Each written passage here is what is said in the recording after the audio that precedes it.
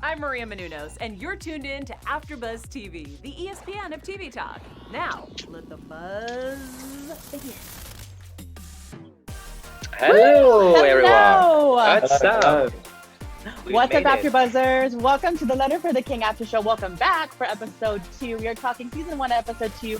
Isn't she a sweetheart? And we're all sweethearts here. We are coming to you live from our home due to the recent events surrounding COVID-19, and we are ready to talk some TV with you all. We're going to be talking Tiuri and his horse, strong women like Lavinia and Iona, the quest of the novices, and so much more. We have an exciting special segment called The Greatest Battles in History, as well as some exciting news and gossip for you, so stick around for that. I'm your host and moderator, Bryant Santos, and I am your resident medieval TV lover and lover of all things kings and queens, because I'm a queen myself. I also won't be able to do this without my amazing panel of knights joining me. First, we have Toree Weaver, who is our resident Game of Thrones fan and lover of the kingdoms. Hey, girl. Hey, everyone. We also have Benjamin Schnau, who is our resident from the UK, who can give us that European perspective. Hey, Ben. Oh, Nice. yeah. Hey, how's it going? British. Yeah. I mean, And I'm in Jonah. I'm German, but I used to live in London. Oh, Just to let you know, right? But it's the same. We're all Europeans, right? Yeah, European. And lastly, I'm sure you all see him. We have an amazing, talented, special guest with us. You know him as Giuseppe on the show. Please welcome Jonah Lees. Hi, thank you for having me, guys. Hello. Thank Good you to for have you. joining us. We're super excited to course. talk this episode with you. So let's get some of your overall thoughts. Jonah, let's start with you. What did you think about this episode? Love this episode. I mean, the first episode is great. We meet all of the characters and everything. You got the trials, which is super cool, and the that scary place with all the skulls. That was scary even filming it. But episode 2 I feel like is a really nice episode for a bunch of reasons. We meet Lavinia, don't we? Episode 2, Mm-hmm. and we've got Piak, another great character, my little brother. So yeah, we meet a lot of really lovely characters. And yeah, I think one of my favorite scenes is in episode 2 film. When I catch Piak, that's one of my favorite. Yes. It was so fun. Awesome. We're definitely going to talk about that a little bit later. Toree, what do you think about this episode? I loved this episode. It was a lot more action than the first episode. The first episode was kind of like just setting up the plot, just kind of like setting up this new world that we're in. And this one, we really dived in. I'm so excited to see how this is going to play out. Yes. Ben, how about you? Yeah, I was really surprised. I didn't see the stepdad dying so early, to be honest. That was a little like, wait a minute, okay, because I felt like he's gonna have a bigger storyline himself in like the upcoming episodes. So I was really surprised by that. Beautiful scene though. I mean, like Amy or Wilson, right? His acting, honestly, when his dad is dying, like the scene, beautiful shot, and also like his acting was on point, So me, actor myself, I always value that a lot. If I can see someone crying on screen, which is not easy, as we all know, but he did it like really great. I really love that. Really beautiful scene. Yeah, it was a beautiful moment. It's very powerful. Yeah. Very powerful. Very nice. Yeah. I'm always like, I'm an emotional person. Even that I'm German, I am emotional, guys. That's how it is, I love that. Well, I agree. I love this episode a lot too. Definitely, like you all mentioned, a lot of character development. I'm meeting a lot of the new characters as well. So since we talked about Tiuri, let's just jump right into that first little moment. So we start the episode off with the Red Knights trying to find who killed the Black Knight. And Tiuri tries to get away. Poor boy cannot ride a horse to save his life. I'm so sorry to equestrians everywhere out there. But he eventually gets away and he makes it back home to meet Sir Tiuri. And we see this little moment of exchange between them. Tiuri's explaining what's happening. He's super upset, super taken back, doesn't know what's going to happen. And we see this great moment between them where Sir Tiuri says, okay, I'll take care of it. I'll take care of you. He hides Tiuri in the closet and approaches who we find out is Sir Phantomar, and they have this battle. They go to battle because Sir Tiuri is trying to defend Tiuri. It leads all the way to the end where Sir Tiuri sacrifices himself for his son. And we see this heartfelt moment of, like you said, the tears streaming down his face and Sir Tiuri taking his final dying breath. So, Jonah, what did you think about that episode, of that little scene of how that all transpired?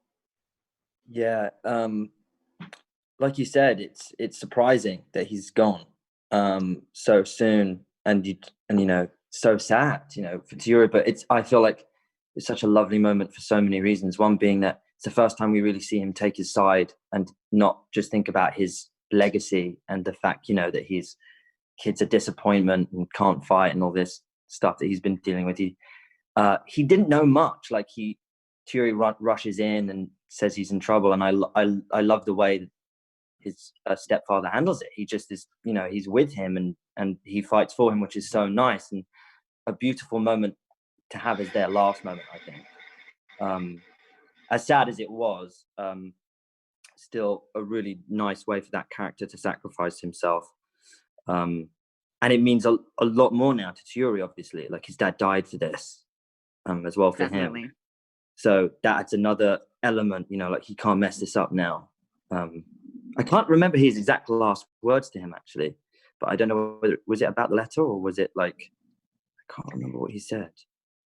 It was about like him only wanting his son to live. Like, that was his only wish, that his son was able to live. Mm-hmm. He just said, just live. That's right. See, that's so nice. Yes. Toree, what do you think? Definitely just piggybacking off of what you said. It was a very heartwarming exchange between the two. And I think his father is the only person that took his side without him having to like prove himself or go into great detail. He just kind of automatically believed his son. And that was a great exchange to see, in contrast to the first episode. We were kind of like, his father's pretty hard on him. You know, he doesn't really share his actual feelings about him. And so it was nice to see in these last moments, him kind of just show how much he really does care for him. And it just took away all of my predictions, because I thought his father was going to live a lot longer and we were going to see so much more into the backstory, but we won't. So there's that. Yeah. Ben, what do you think? Yeah, I mean, I think I mentioned that already. When he's dying, basically, when he's gone, I was like, wow, that was very surprising to me. I didn't see that coming, but that also kind of like, yeah, it's basically the opposite that I felt at the very beginning when we watched the first episode. I had the feeling at the end, when they have this kind of argument after the trial, after this competition, right, where he's basically facing him and saying, hey, you know what? I have for you to be one of the knights, because this is my reputation, the reputation of my family. So it was pretty much, for me at least, really much about his reputation. But now at the end, I really felt, wow, it was more between these two guys, right? Between his son that he adopted and him as a dad. So I really love to see this kind of, it's a sad ending, but at least I now know that he was basically doing it for his son more than for his reputation, I believe. Now, you know, that's what I believe. So that was a beautiful moment. And I think now, as Jonah also mentioned, I think Tiuri now accepted the journey. I think from that moment on, he knew, okay, it's up to him now to get that job done, because he's too far in already. And now his dad is dead. Now he got to do it. And I think he knows that now. Yeah. Definitely, I agree with all of you. And I think one of the things that stuck out with me the most was Sir Fantomar, when he was basically like, you can clothe the Eviellans in these jewels and these clothing, but they'll never be one of us, you know? So it was definitely a moment that we saw that Tiuri still didn't feel accepted, but he feels that his father sacrificed his life for him. So he does have to continue that journey, which was so beautiful to see. So love that. Well, speaking of Sir Fantomar, we definitely see more of him in this episode. We meet him and he sends the novices on this quest to bring Tiuri back, dead or alive, but preferably dead, he says. So Jonah, your character Giuseppe was in this scene, and it seemed like he was a bit uncomfortable when he was tasked with that quest. So what did you think? What do you think he was feeling in that moment?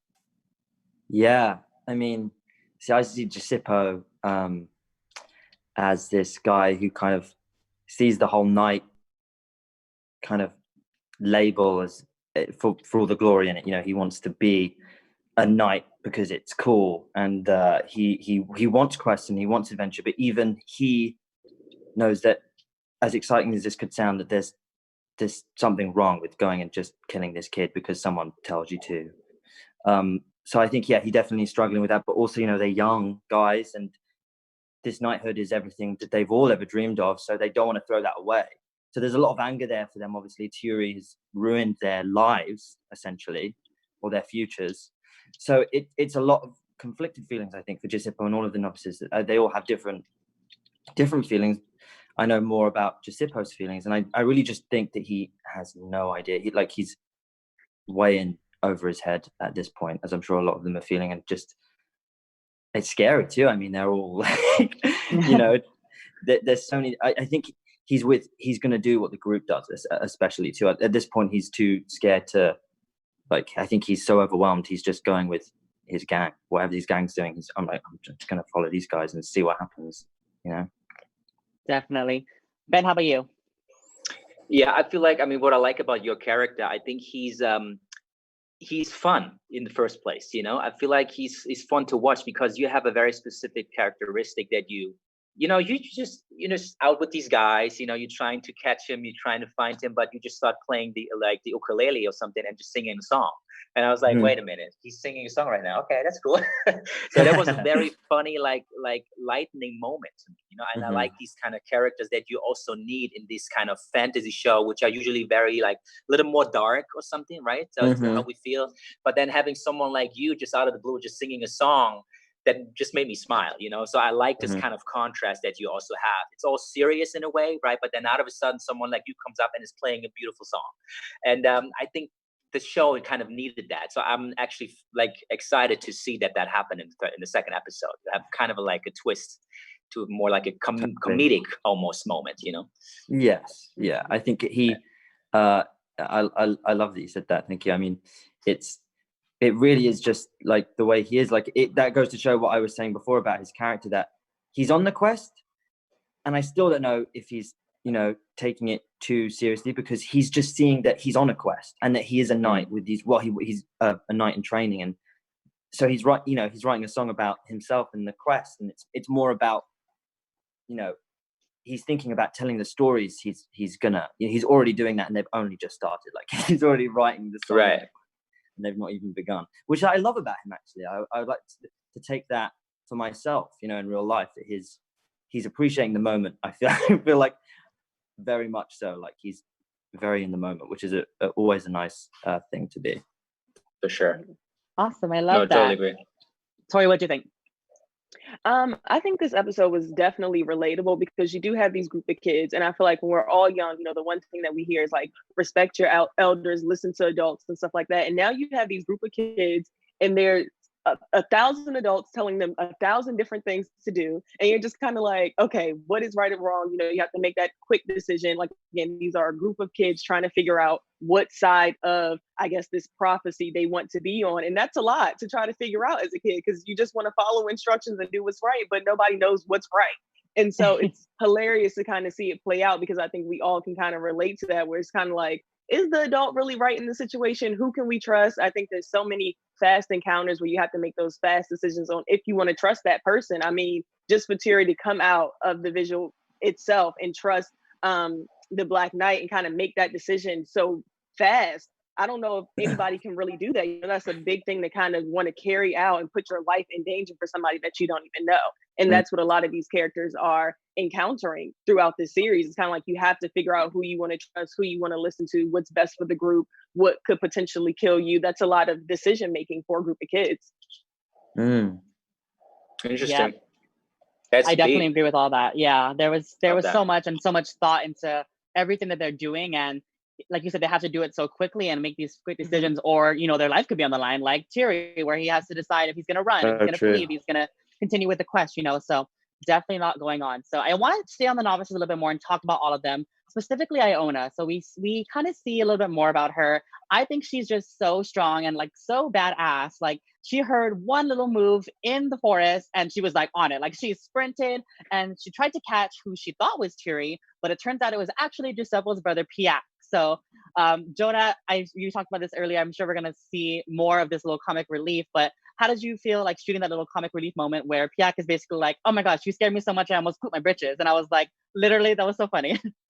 Yes. Well, first of all, I'd like to say on the Iona thing, I'm going to say it, like, she's my favorite character. She is so strong. And just that moment that you saw she's so cool. Like, she's tracking someone and she instantly, like, she's on it and she kind of calls everyone else to attention. You know, I think Giuseppe was still going on about the knights to Foldo when you know, she spotted what we thought was Tiuri and ended up being Giuseppe's brother. Yeah, it's such a great moment. I mean, when I read it in the script, even I was so excited about that moment in particular. One, because Nathaniel Salah, who plays Piak, is an incredible actor and always fun to be in a scene with. And two, because it's such a great moment. I have a brother myself. I have a twin brother called Christian. Oh, wow. How cool. Yeah, and it reminded me of the way I was with him. There's an instant thing there. It's such a familiar relationship you have with your brother that you can kind of push each other around, and you can kind of, you're always telling each other what to do. Especially him being his younger brother too. I just feel like he just knows how to get under his skin the second. And it's like, this is Giuseppo's quest. Giuseppo is the older brother, and he's going to be the knight. Like he's his younger brother. What are you doing? You're like making like me look like a fool in front of all my friends. Like he's embarrassing me basically, and he just wants him to get as far away as possible. And even that line where they're talking about how Baldus is like, it's dangerous out there for him, and Giuseppo's like, good, and it's like that was funny. Half of him really means that, and then half of him afterwards is like, actually, I have to look after him now. So it's that's why it's one of my favorite moments. By the way, Jonah, you just mentioned you have a twin brother like Christian. So do you guys look alike? So are you guys like? Yeah, we're identical. So wow. We're identical technically. I mean, we have grown apart and we do look a little bit different now. But yeah, we look pretty similar. So that means cool. if someone can take the role at some point, or you need a day off, you could just send your brother in, right? Yeah, I mean, we've gone up for each other's auditions before, and really? It's funny. Yeah, and we've played twins before. We've even played cousins, which was weird. We had to make ourselves look different, but no, we've worked together, and he's an actor too, and awesome. So and we're always auditioning for the same stuff. That is so cool. Awesome. Toree, what do you think about that whole scene? That scene again touched me as well, because like I have a little sibling, so even when he was like, don't speak to my brother like that, I'm the only one that can do that. That's exactly how I feel. Like I can bicker with my sibling all I want to, but if you ever come for her, you're coming for me. So now we have an issue. So that was just so nice to watch. Again, it made it so relatable because these are kids. So it's like, even though they're in these life-changing situations, there's still somebody that you can see yourself in. So I thought it was just so heartwarming, and it adds another layer to Jonah's character, because now he is a big brother. So aside from him trying to be a knight, he's also protecting his younger brother as well, because he doesn't want anything to happen to him. Going back home by himself can be dangerous, but also coming along with him could be equally as dangerous. So he has to really protect him as well. And I thought that was just so heartwarming to watch. And now I really want to see how this plays out, and I hope nothing happens to him. We'll see. Ben, what do you think? Yeah, I really like this dynamic actually, because I feel like at the beginning, I always feel like that the younger brother has more power than the older brother in this scene, right? So, and you don't want to do that. You don't want to have that. You feel kind of embarrassed in front of your people because you feel like he's taking my power away in front of my friends here right now, and you don't like that. So that's what I felt, is like that was a very interesting dynamic. I mean, he's 10, 11 years old, and you know how kids are. They usually say what they think. They don't have any filter. And I really like this dynamic that you are this kind of like very lightning character. You play the ukulele and you sing your songs, but out of a sudden your brother comes into frame, and out of a sudden your world is not as happy anymore, kind of, right? Because he's kind of disturbing or interrupting your way of living, and you don't like that. You want to get the fuck out of here, like leave, go home or whatever. So and I like these dynamics. I really like that, because it was very surprising to me. I didn't see that coming, coming from a more serious, dark first episode in a way, then to a very lightning episode, I feel almost, except the dad of the dad, obviously, but that was great. I love it. Me too. And I see the dynamic differently, because I'm the younger sibling. So I am the Piak, and I am my older brother and his friends. And, I would go and hang out with them. And then he would be like, what are you doing? Get away from here, So it's definitely exactly. to see that play out. All right. I love that scene. And we talked about Iona. So now, speaking of other strong women, we meet Lavinia in this episode. And we meet her when Tiuri goes to the tavern. And she's the daughter of the mayor of the town. So her father's trying to marry her off to this poor boy, and this poor boy keeps trying to compliment her, and she's literally like, STFU, do not talk to me. Yeah. That was such a funny moment. She's not having it, but they meet, and she eventually tricks Tiuri into becoming, I guess, bounty. she brings him back to her father, and her father then sells him back to the security guard. So I think it was so interesting to see this dynamic. Toree, you talked about this last episode of all these strong women in the show. So with Iona and the Queen. So how did you think of Lavinia just like going for it? And she's like, you know what? No one's marrying me off. I'm going to sell somebody else in my place. I loved that about her because I feel like I would have done the same thing. The only thing that got on my nerves is when she helps Tiuri escape from going back. She kind of makes it seem like she's doing him a favor. And I was like, girl, he would not be trapped if it wasn't for you. You are not doing him any favors. But I do love her ability to take charge, even against, you know, standing up to her father, standing up to anybody who doesn't have the same views as her. She's not afraid to say, hey, that might be your plan, but that's not my plan. And so not only is she brave enough to say that, but she's also brave enough to act on that. And so she's kind of taking this, her own personal journey into her own hands. She's not waiting for her dad or other knights to back her up or anything like that. Of course, she uses Tiuri to help her because she realizes he is an asset to her personal journey as well. But she's definitely one of those that's kind of like, I'm going to get it done regardless whether you're here or not. And I love that. Yes, Right. we love And strong women. the scene that I just wanted to point that out. The scene that I liked so much was because she's in the room with her dad, and then we have this young kid sitting at this on the side, and Yeah. he's basically the guy she should marry, right? And he is always like, "Oh, hey, my lovely dear," and he's always trying to be nice to her and talking to her, and she shuts him off like immediately, right? And we have that 2 times, and I love this comedic like moment when he's really trying so hard to get like acknowledgement from her, right? But she doesn't give a shit. She's just like, no, I don't care about you. So I just like that moment. It was just funny to me. I just wanted to point that out. But she's a very interesting character, and I definitely also have something in the news that I would like to talk about, which is related to her and someone else that maybe not everyone knows. Maybe Jonah, you know, obviously, but there's a very specific connection or relationship on set that maybe not everyone knows about. I'm going to talk about that in the news, so watch out. Amazing. Jonah, what do you think? Yeah,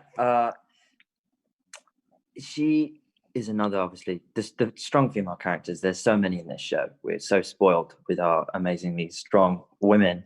And well, the first thing about Lavinia is, which I love, is that she's so her father's daughter, even though she doesn't want to be. Like, because, you know, they're both amazing at talking, and they both lie through their teeth to get where they want. And, you know, the way, you know, even the first time we meet her with Tiuri, I believed her. I didn't think she was, you know, she fooled me. You know what I mean? So I was like, I thought she was going to help him find this back road, and he was good, you know, and then she sold him out. And then all of a sudden now she's convinced him to come and to join, you know. It's like she's very good at talking. Like, how did she do that? Like, she sold him off, and then next thing she's on the back of a horse with him. So that's what I love about her. Yeah, and like you said, Toree, like she's gonna do what she wants. Like, she's gonna, however, you know, she wants something, she's gonna get it, and she does. Yes, I love that. Really clear. I don't know if you guys noticed this. I thought about it when we were first watching, and in the moment when the horse comes and saves Tiuri, did you guys think that it was like magical? Like, I thought it was like some Dr. Doolittle magic that he was pulling and talking to the horse through his mind or something, and the horse, like, he got the horse to save him. Or do you think the horse just knew intuitively? I didn't look at it as a like magical anything. I think it was kind of like, I think it's something that we see in these type of movies where the rider makes a relationship with their horse or whatever animal companion that they have. We kind of see that dynamic in a couple of movies and series. So I think it was just kind of like them creating a bond. You know, Tiuri was frustrated because the horse then jumped off this cliff, potentially could have killed him, and now they're kind of like creating this bond, and now he's like, okay, maybe this horse can help me, maybe I don't need to get rid of him. So I think it's just kind of like building a bond, because in these type of movies, I mean, the horses kind of drive the plot. Sometimes we wouldn't have battles without the horses, we couldn't get nowhere without the horses, so they play a big part, even though they don't have any lines. Like, they are definitely like essential parts to the plot. So I think it was just kind of like adding that in there. Definitely. What do you guys think? Yeah, I think Ardenwen is an amazing character. And I don't know, it's that moment, I don't know. See, I've always felt like, especially like from right at the start, like it's such a badass horse. Like when you first see it, you're like, oh my God, like you can see this horse has been through a lot, especially if he was the Black Knight's horse, right? So it's like this Black Knight is this legendary knight. So you have to think, well, the horse is legendary because he's been on those quests. And the way I saw it was Tiuri needed saving, and this horse is a legend, and he just came and saved the day. That's how I saw it anyway. I was like, this horse just knows what it's doing. It's just gonna pick up the slack, you know? Yeah. And it was always the funny thing about this horse is it was always there at the right time. When Tiuri needed the horse or needed to get out to escape, the horse was there for some reason. That was kind of funny. True, it's true. Definitely. All right. So the person we haven't talked about yet is Prince Viridian. So he shows up at a campsite at the Unawan border, and he says the prophecy is now in motion because there's a shaman, or possibly a child with shaman's blood. So that's kind of why I brought that whole thing up with the horse, because we're seeing these little inklings. And Jonah, we talked about this in our episode last time about we're seeing these inklings of Tiuri. Like, is he magical? Does he, when he speaks to those birds or he sees that image of the face, like, does he have some kind of magic in him? Like Prince Viridian obviously does. So when we saw that, we kind of noticed that little magical connection. So Ben, what did you think when you saw this? Like, what were your thoughts on this whole like shaman revelation? I mean, the thing is, when I saw him I think he's in the tent, right? I think he's still fighting the war, or is it maybe getting his people to another position right now, to another area? So what I realized is, I'm not sure if we talk about this scene specifically, when he has his guy coming in, and he's basically showing again that he has this kind of superpower. And now I feel like that's actually the second superpower he is. I think now he's even able to play with fire. And I think before, that's just my feeling, that's what I think. I think before he had the power of controlling wind. And now I feel like he has the power of controlling fire. And for me, maybe that's just a prediction I already have. I feel like he's probably trying to combine all the natural elements we have in becoming the most powerful person on the planet. I'm just saying. No, I'm just saying. But it was very cool to see because I'm like a guy, like I grew up with Dragon Ball Z, and when I see someone like having a fireball in his hand, I was like, damn, I love that. So. But yeah, that's just my feeling. I think he's gaining more power more and more, superpowers especially. Jonah, how about you?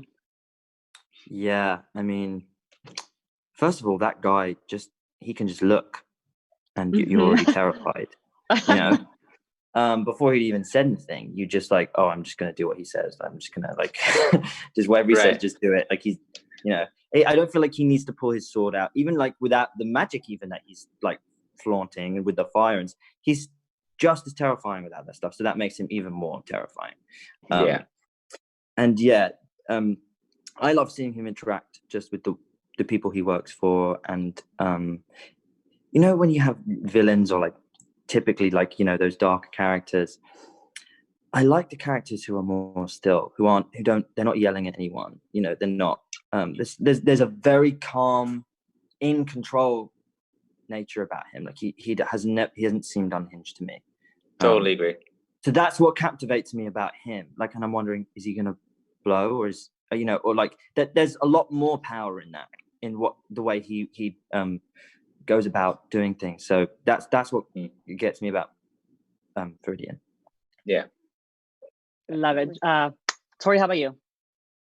I'm nervous because let me tell you why. Stick with me. So in the first episode, when we saw the birds like created a face in the sky, I was triggered because I grew up watching Harry Potter, and when I see faces in the sky, it means bad things. Like Voldemort. So I'm a little nervous, and now it makes me feel like whatever powers or anything that Tiuri has might be connected to some sort of like dark power, and he might have to have like a battle within because he's so pure, but he might have this dark energy, and it's making me nervous because I just don't want nothing to happen to him. So I'm interested to see how it plays out, and I don't know if they're connected like Harry Potter and Voldemort were. I don't know. I'm nervous because y'all know Harry Potter took us through a whole roller coaster, and I'm not prepared. All right, I love that. Good so point. Let's go to the end of the whole episode. So after all that happened, we see that Tiuri is trying to escape. Mistrinaut stops him, and that's when we see Lavinia saves him. So they go on the amazing horseback that we get from all these medieval shows, the horseback chase, the action scene, Red Knights versus Mistrinaut's knight who now Ristriden understands where Tiuri is coming from. He understands the whole quest that he's on.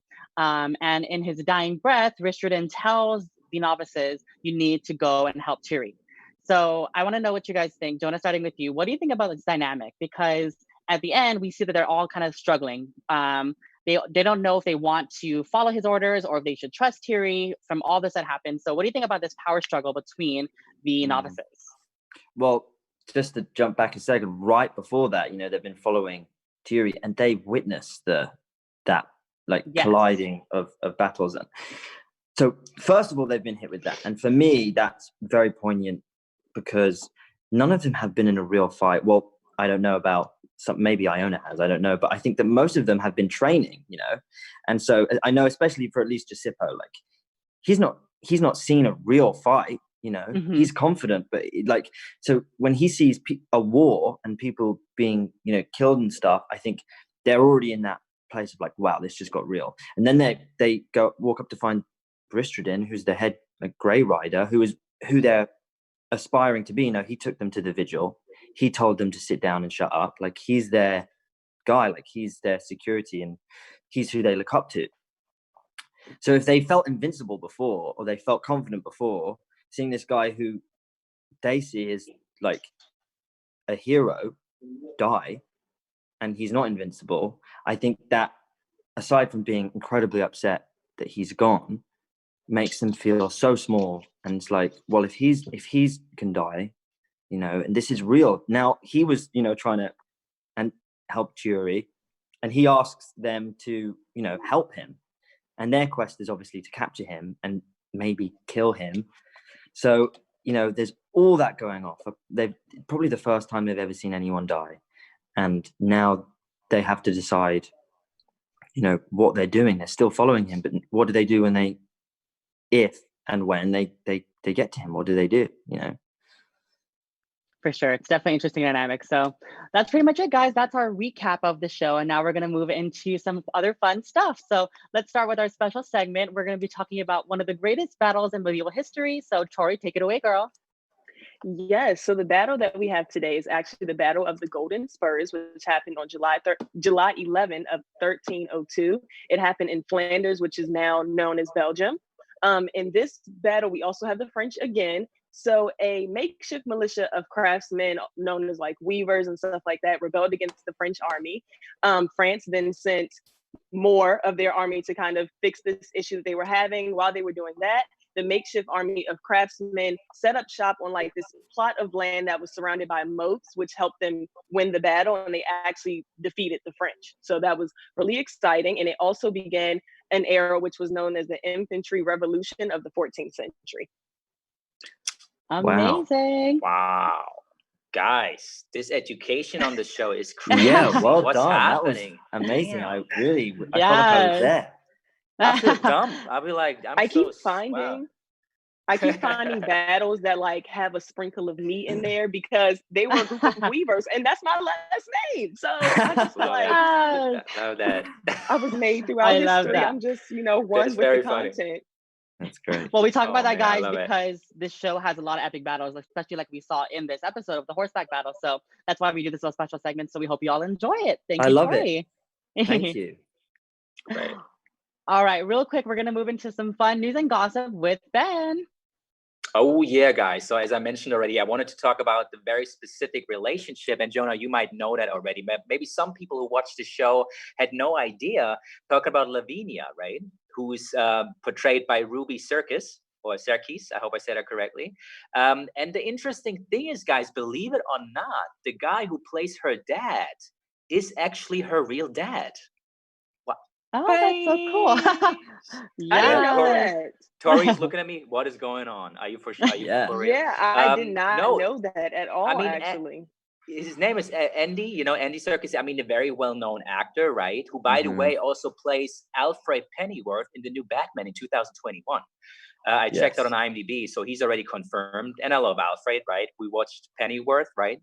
So also British production. So great show, loved it. So he does that, but so he's a very well-known actor. But now seeing him playing with his own daughter, she's basically having an interview and is talking about it. And she said it was very exciting for me to just work with my dad opposite, because, I just saw him doing that. And now my own dad, my famous dad, was basically coming to my set, and I had to show him how it's going to work out. So Jonah, I would like to hear from you, like first, in real life. So if you experience something like that, or how you experience their relationship on set together.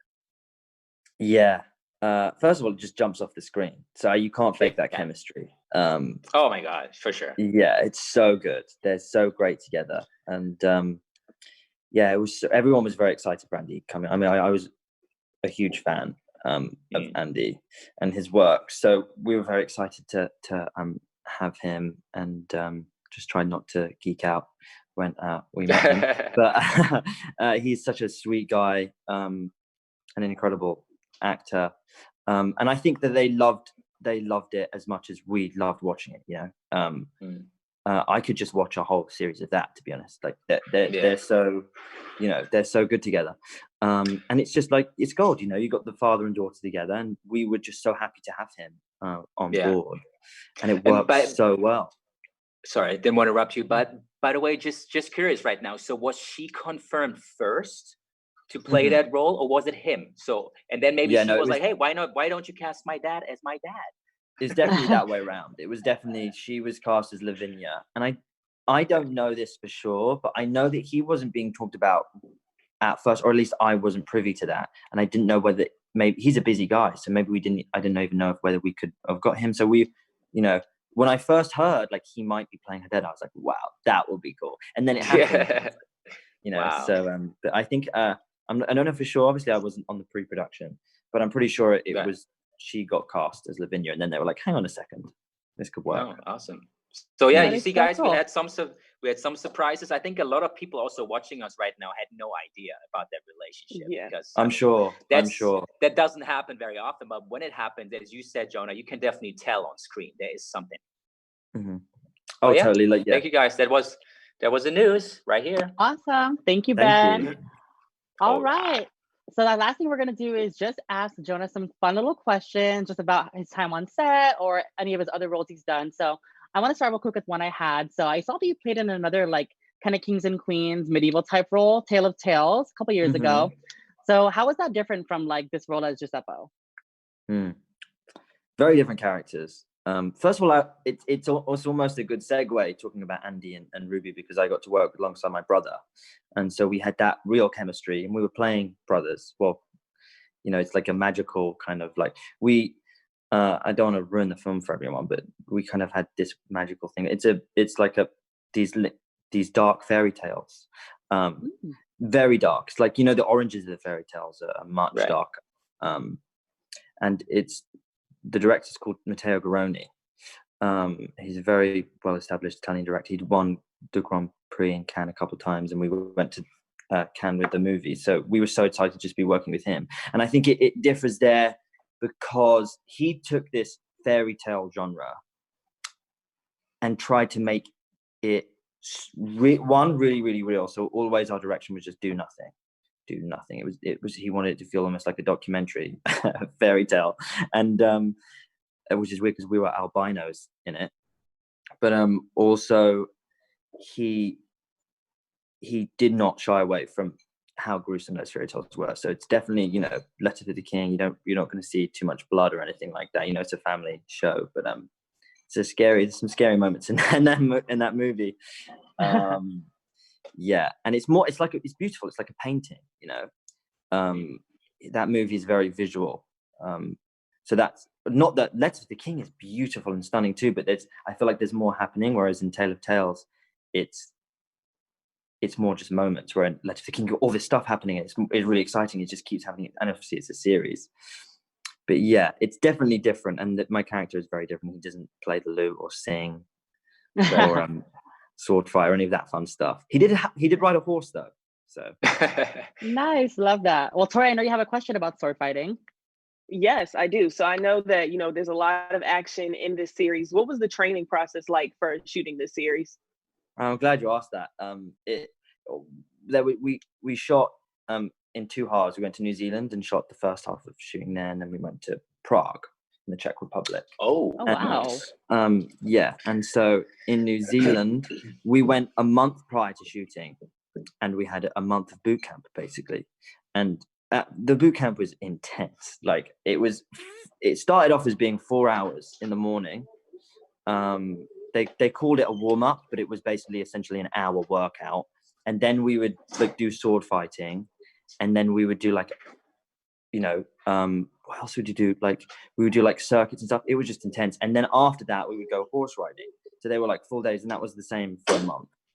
And I had a lot of fun actually, and we all just got to bond together. And if anything else, I think that was an amazing time for us to gather that chemistry, because before we'd even filmed the first scene, we'd spent a month together, like carrying each other on each other's backs, because it was like an army boot camp. So we were all physically fit and ready to ride horses all day and sword fight. But the real sword fighting, for at least I can only speak for the novices, because we were grouped together, happened in Prague. We had an amazing sword master there who would teach us, and we developed our own styles. And we were even able to contribute what we thought. They were like, how do you think he would kind of fight? And how do you think, and what would he do here? And if he didn't like a certain move. So it was very collaborative. Giuseppe had, when I came to it, I wanted a more of a Spanish-y kind of Zorro kind of thing going on. And they incorporated this half Italian style of sword fighting with like ninja like style with the sword spinning. So it ended up being really cool, but it was very in depth, and the training didn't stop. Like the episodes, as we kept filming, you know, we just kept learning. And after, I felt like it just kept going, because after we'd filmed one sword fight, we were learning the next, you know. Very cool. Ben, did you have a question Yeah, it's for really Jonah? Yeah. I mean, I have so many questions. I mean, the first one you answered already. So that means you didn't shoot anything in the UK, if I understood correctly. So it was shot in New Zealand and also in Prague. There was nothing happening in the UK.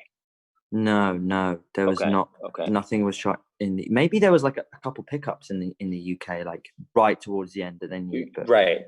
Really, the main parts of shooting. And like I said, for me, with all of the fights were done in Prague, even though we did some sword fighting training in New Zealand. Right. Then we went home for Christmas, and all of the sword fights were filmed in Prague, and most of the horse riding was New Zealand, so it was kind of a nice balance. Right.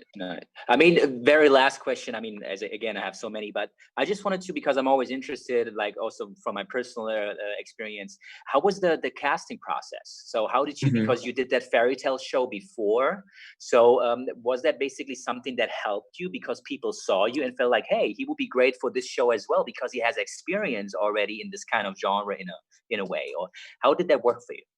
For me personally, it was quite an interesting process, because everyone had been auditioning for a long time, months even, before I even knew about the project existing. I think they were having trouble finding Giuseppe. I was in Los Angeles. I've been living in Los Angeles for a while. I only just got back to the UK. So they weren't even auditioning in Los Angeles, but my British agent sent me the audition to self-tape from LA. Right. And I self-taped, I think, on the Friday. And then on the Monday, I went, one of the directors, Felix, flew over. No, it was Alex. Alex flew over to, Alex Thompson flew over to see me. So it was only the weekend that I had. And then I had, a couple of days later, another director session to work on a more serious scene, because the first time they saw me, I was just singing and doing all the fun scenes, but they wanted to see more serious acting. Then that was it. So it was very quick. Within 2 weeks of knowing about the show, I'd booked it. So I think that was because they were having trouble finding Giuseppe, and almost all the other novices were already cast. So I was very late. Right. So it was a whirlwind for me. Well, you should have let us know that you're in LA already. We would have met up or something. You know, we would have done something together. Unfortunately, I just left. I left and came home because of all the crazy stuff that's happening. But no, it was. But I mean, sorry, please, after you. I was just going to say it was. I'm glad you asked about the auditions, because it was. I thought I should mention that. I think one thing that clinched it for me was that I actually wrote my own song to the lyrics, because they hadn't had the. I don't know if you know this, but the tune that I'm singing in the show is a song called "In Hell I'll Be in Good Company," from a band called, I think they're called Deep South. I hope I got that right. Maybe I got some of those words wrong, but it's if you can look at In Hell I'll Be in Good Company, it's an amazing song, and that's the tune we're using. But they didn't have that attached to the show yet, so what I did was they'd only sent me one line. It was like, his men did love him truly, just both such beauty. So I just wrote my own song, and I asked if I could sing it to them in the audition when I met them, and I think that they really loved that, and we almost used it, and then they did this other tune. But yeah, that's awesome. So that means at some point, last thing, that means you might gonna come back to LA, or do you feel like you want to stay in the UK now for a while? Oh no, I will. Yeah, I practically live there. I've been on my visa now. I'm waiting for my green card. So when my green card comes through, I'll be there. So maybe I can come in and see you guys. Yeah, sure, that would be awesome. Please. We'd love to have you for like a special guest in studio when we get back there after all this craziness. Oh yes, I know. For sure. Well, amazing. We get over it. Before we go, Jonah, is there anything you want to promote? Anything you're working on? Anything you were looking forward to? No, I just want people to love this show and enjoy it. And what else are we going to do? Let's just sit and watch it. Yes, that's right. Yeah. All right, Jonah, where can people find you on social media? My name on Instagram is Jonah Lees. And on Twitter, I did this when I was 13, but my name's Jonah Rules. Yeah. Yeah, and that's it. I mean, that's what I got. Awesome. Cool. Ben, how about you? You can find me on Instagram and Facebook. It's at Benjamin Schnau. Yeah, that's the German part. SCHNAU. And that's pretty much it. Yeah. Toree, where can they find you? They can find me on Instagram at Toxic Model. I made that up when I was in high school. And on Twitter at Toree with 2 E's. Amazing. Awesome. And I'm Bryant Santos. You can find me on Instagram, Twitter, YouTube, and TikTok at the Bryant Santos, and also on the Key to Keen, Motherland Fort Salem After Show, Friday Night SmackDown, and Women's Wrestling Weekly. Thank you guys so much for joining us. Thank you so much, Jonah, for being here, and we will see you all next episode. Bye. Yeah, Keep in touch. Guys. Keep in touch. Enjoy. Our founder, Keven Undergaro, and me, Maria Menounos, would like to thank you for tuning in to AfterBuzz TV. Remember, we're not just the first, we're the biggest in the world, and we're the only destination for all your favorite TV shows. Whatever you crave, we've got it. So go to AfterBuzzTV.com and check out our lineup. Buzz you later. The views expressed herein are those of the hosts only and do not necessarily reflect the views of AfterBuzz TV or its owners or principals.